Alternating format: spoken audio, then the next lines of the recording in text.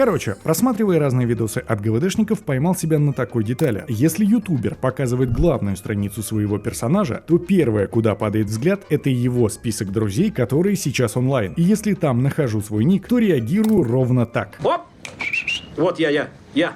Малый турнир на 16 уровне между классическими магами. Их статы, навыки и армия абсолютно одинаковы и построены на хаосе. Небольшая разница есть только в некоторых мини-артах у существ. Начинается бой с зеркальных бафов от джинов и архимагов. Для обоих игроков архи — это ключевой стэк. Помимо рассеи и кары, они экономят ману героя, поэтому первые касты хаоса с обеих сторон летят к ним в уголочке. Стоять войсками особо смысла нет. В размен уходят гарги, колосы и ракши. Последним очень удобно бить големов, так как они контрят бесконечный отпор своей безответкой. Метеоритные дождики льются исправно, но по прогнозу погоды стоит все-таки следить за запасом маны. Оба героя не взяли в перках ее восполнение, а также они не брали волшебное зеркало, а его отсутствие — это залог попадания молний. Ай! Ты можешь не орать, уже надоел за целый день. Сливаются колосы синего, тот направляет ракшу в големов красного. В уголочке царапаются гарги, а точечные молнии делают свое дело. Есть еще почти целый синий голем, но красному, кроме как молниями, бить его неким. Разбившиеся по парочкам все стоят в своих стороночках и обмениваются любезностями. Оба мага подключают магические стрелы, которые летят в гаргулей. По запасу манны оба идут ровненько. Синий голем решает, помимо танкования кастов, пойти дать дамагу железяки сверху, но скорость не позволяет сделать это адекватно, поэтому его общий урон по колосу равен 5. Ты закончил и посиди секунду. Общий хп синего немного больше, поэтому красный, не жалея маны, равняет счет дождиком. Правый маг тоже понимает, что дело близится к финалу и отвечает тем же, но попадает в напряженную ситуацию. Его гарга хоть и переживает каст на 7 хп, но у противника 2 стека и стоят они поодаль, и он решает выйти из этой ситуации цепной молнией, которая высвечивает ничью. Миша, скажи, что ты такой умный?